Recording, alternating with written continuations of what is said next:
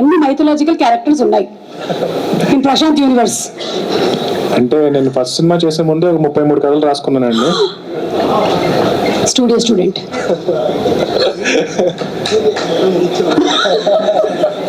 33 కథల్లో ఇప్పటికీ మనం చూసిన ఓన్లీ 2-3 అండి. మీకు మీ అబ్బాయి కూడా ఒక కథ చెప్పాను, మీరు ఇంకా చేయాలి. 33లో అదొకటి ఉంది. సో ఇన్ని కథలు మీరు ఆల్రెడీ రాసి పెట్టేసుకున్న తర్వాత యూ స్టార్టెడ్ వర్కింగ్ ఆన్ ఆ. కరెక్ట్. అండ్ ఆ నుంచి నేను చేసిన ఫిల్మ్స్ లో 33 కథలు లేవండి, ఎన్ని కొత్త కథలు మళ్ళీను. ఓకే. సో అవి కాకుండా కూడా కంటిన్యూస్ గా I like to right stories, like you know if given a chance direction మానేసి కథలు రాసుకోవడం అనేది ఐ వుడ్ ప్రిఫర్. అంటే ఇప్పుడు అర్జున్ లాంటి డైరెక్టర్స్ అందరూ మూవీస్ చేస్తూ ఉంటే కనుక ప్రాబ్లీ బోయపాటి గారు కూడా కథ కావాలంటే నేను I would like to give my story. 29 కథలు ఉన్నాయండి, ఇంకా 29 స్టోరీస్ ఉన్నాయి. So I like and I love writing. So ప్రతిసారి బ్రేక్ తీసుకోవాలి, ఈ వర్క్ నుంచి బ్రేక్ తీసుకోవాలని చెప్పి వెకేషన్కి వెళ్ళినా సరే ఫస్ట్ డే వరకు నార్మల్గా ఉంటాను, సెకండ్ డే నా పక్కన ఎవరుంటే అది ఇప్పుడు ఇలాగా ఓపెన్ చేస్తాను స్టార్ట్ అయిపోతుంది అనమాట. సో అది పార్ట్ ఆఫ్.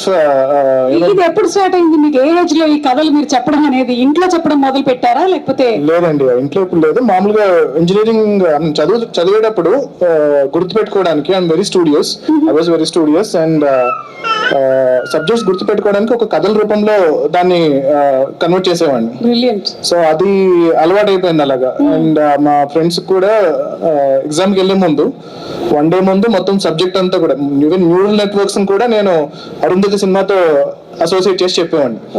సో అది చాలా ఈజీగా వాళ్ళకి ఎగ్జామ్ రాయడం పనికొచ్చేది. సో ఆ ప్రాసెస్ లో I think it's gone into my blood. Just ఊరికే మాకు ఒక చిన్న ప్రోమో లాగా అరుంధతి సినిమాని మీరు ఈ న్యూరల్ నెట్వర్క్స్ కి ఎలా లింక్ చేశారో I just am very curious. గుర్తులేదు, మర్చిపోయాను. ఆ కనెక్షన్ మాత్రం గుర్తుంది, ప్రాబ్లమ్ నాకు చదువుకున్న వాళ్ళు ఎవరైనా గుర్తుండి ఉంటుంది వాళ్ళకి. ఓకే. సో ఇలా కూడా గుర్తుపెట్టుకోవచ్చు. ఈరోజు స్టూడెంట్స్ చాలా మంది చూస్తున్నారు. You can also remember your subjects like this very easily. I probably I'll teach. ఒక చిన్న ఇంటర్వ్యూ చేసి టీచ్ చేద్దాం. ఓకే. జై హనుమాన్ ప్రమోషన్స్ అప్పుడు ఈ పని చేస్తాం. ఫస్ట్ ఇలా చదువుకునే వాళ్ళు చదువుకోండి. Okay please. అందరికీ నమస్కారం అండి. ఇక్కడ విచ్చేసిన పెద్దలకి, ఈ సినిమా కాస్ట్ అండ్ క్రూకి అండ్ పాత్రికేయ మిత్రులకి అందరికీ నేను నమస్కారం. అండ్ ఆల్మోస్ట్ లైక్ ఒక 1.5 year బ్యాక్ బాలగారు ఫస్ట్ నన్ను కలిసి ఇలా సినిమా చేద్దాం అన్నప్పుడు చాలా డిస్కరేజ్మెంట్ తర్వాత, అంటే నేను డిస్కరేజ్ చేసిన తర్వాత, ఎందుకంటే ఆయన బ్యాక్గ్రౌండ్ విన్నాను నేను. ఏంటి సార్ మీ దగ్గర ఎక్స్ట్రా డబ్బులు ఉన్నాయా సినిమాలు తీయడానికి అంటే, లేదు సార్ ఇలా ఒక ఊరు నుంచి వచ్చాను నేను, గత 11 ఏళ్ళుగా నేను కష్టపడి సంపాదించిందంతా పెట్టి సినిమా తీద్దాం అనుకుంటున్నాను అంటే కనుక ఎవరన్నా ఏమని చెప్తాం, ఎందుకండి మళ్ళీ మీ కష్టాజీతం అంటున్నారు అని చెప్పి చాలా డిస్కరేజ్ చేశాను. అయినా సరే ఆయన సినిమా ఇండస్ట్రీలో ఎలా ఉంటుంది అంటే కనుక మనం వద్దామంటూ ఇంకొకరు ఎవరితో తీస్తారు తప్పితే వెనక్కైతే వెళ్ళరు. సో ఎవరు వదలరు అనమాట. So I thought okay let me take that responsibility. వీలైనంత వరకు ఒక మంచి సినిమా చేయడం ట్రై చేద్దాం అని చెప్పి ఒక జర్నీ స్టార్ట్ చేశాము. అండ్ అక్కడి నుంచి అర్జున్ గారిని కలవడం, అండ్ అర్జున్ గారు ఈ కథని ఓన్ చేసుకోవడం, దాని తర్వాత హీరో ఎవరు అన్నప్పుడు జయదేవ్ గల్లా వాళ్ళ అబ్బాయి, మన గారి అబ్బాయి అశోక్ గల్లా అని చెప్పి ఫస్ట్ నాకు అర్జున్ గారు రికమెండ్ చేశారు. అండ్ ఐ వాజ్ లైక్ తను చాలా క్లాస్ ఉంటాడు కదా, యుఎస్ నుంచి, యుఎస్ రిటర్న్ ఎన్ఆర్ఐ లా ఉంటాడు, అండ్ స్లాంగ్ అంతా కూడా చాలా పాష్ గా ఉంటుంది. మరి చాలా మాస్ క్యారెక్టర్ కదా, అంటే నేను రాసిన స్టోరీస్ లో one of the most massiest hilarious entertainer అనమాట. సో ఐ ఫెల్ట్ ఎలా పుల్ ఆఫ్ చేస్తారా అని చెప్పి నేను ఇనిషియల్ గా డౌట్ పెట్టాను. కానీ ఒకసారి మేము లుక్ టెస్ట్ అయితే చేసి ఒక మేక్ ఓవర్ ఇచ్చిన తర్వాత I was pleasantly surprised. And దాని తర్వాత రషెస్ చూసిన తర్వాత ఇంకా I was very impressed. And definite గా అద్భుతంగా, అంటే లైక్ తన ఈ ఫిల్మ్ కోసం చాలా మంచి మేక్ ఓవర్ చేసి ఈ సినిమా కోసం కష్టపడి ఈ క్యారెక్టర్ ని పర్ఫెక్ట్ గా పర్ఫామ్ చేశారు. అండ్ పర్టికులర్ గా ఆయన గురించి చెప్పాలి అంటే కనుక ఒకసారి very beginning of the film కథ చెప్పిన టైంలో మా ఫ్రెండ్ నా ఆఫీస్ కి అశోక్ గారు వచ్చినప్పుడు, అరే ఆయన అశోక్ గారు కదా అంటే కనుక అవునరా అంటే, ఆయన మక్కొండలో నీ ఆఫీస్ లో ఏం చేస్తున్నారు అన్నారు. అంటే ఆయన మన కృష్ణ గారి ఫ్యామిలీ అండ్ మహేష్ బాబు గారి రిలేటివ్ అండ్ ఎంపీ గారు వాళ్ళకి సంబంధించిన సన్ ఇంత పెద్ద బ్యాక్గ్రౌండ్ ఉన్న ఆయన న్యూ ఆఫీస్ లో ఏం చేస్తున్నాడు అంటే కనుక ఆ రోజు నాకు అర్థం కాలేదు. బట్ తర్వాత I realize like you know no matter, ఇప్పుడు మనం నెపో అంటాం కదా, but it's not that easy. అంటే like even for them you don't know how much of pressure they have, how much of responsibility they have. And అది కాకుండా ఎంత కష్టపడ్డారు అంటే ఆయన పిలిస్తే నేను వాళ్ళ ఆఫీస్కి అంటే వాళ్ళ ఇంటికి వెళ్ళి నేను మాట్లాడచ్చు. కానీ whenever there was something that he wanted to speak to me, he was so humble to come to my office in Manikonda to discuss idanmata. So hats off Ashok for being so humble, and I think your dedication and hard work will take you to a very big level, and very good luck with that. And next casting heroine, and I was ఈ సినిమాలో heroine character చాలా చాలా important అనమాట. So initial గా already experienced ఉన్న అమ్మాయిని పెట్టుకోండి అని చెప్పి నేను చాలా స్ట్రెస్ చేశాను.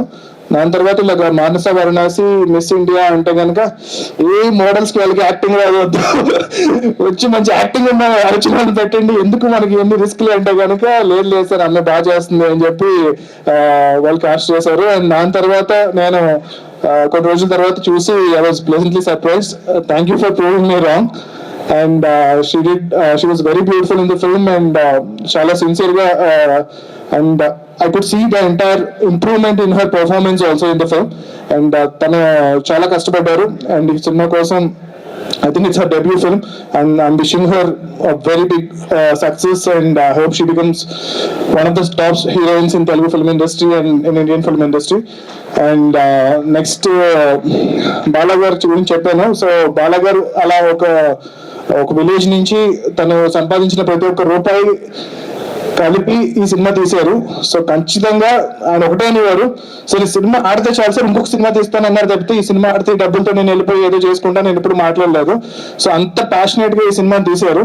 అండ్ వెరీ అంటే అర్జున్ గారి కన్నా మాకన్నా అందరికన్నా ఎక్కువ ఈ సినిమాని బాలగారు నమ్మారు. సినిమా అయిన తర్వాత కూడా జనరల్ గా చెప్తా ఉంటారు, ప్రొడ్యూసర్ ఎప్పుడు కంప్లైంట్స్ చెప్తా ఉంటారు, మా డైరెక్టర్ ఇలా చేయలేదండి, మా డైరెక్టర్ అది బాగా చేయలేదు, అది బాలగారు ఎప్పుడు అలా లేకుండా బాలగారు సినిమాని మా అందరికన్నా గట్టిగా నమ్మి ఎవరు కావాలంటే ఇప్పుడు కావాలంటే మీరు యాక్చువల్గా అర్జున్ గారు ఆపపోయండి మొత్తం సినిమా చూపించేవారు మీకు.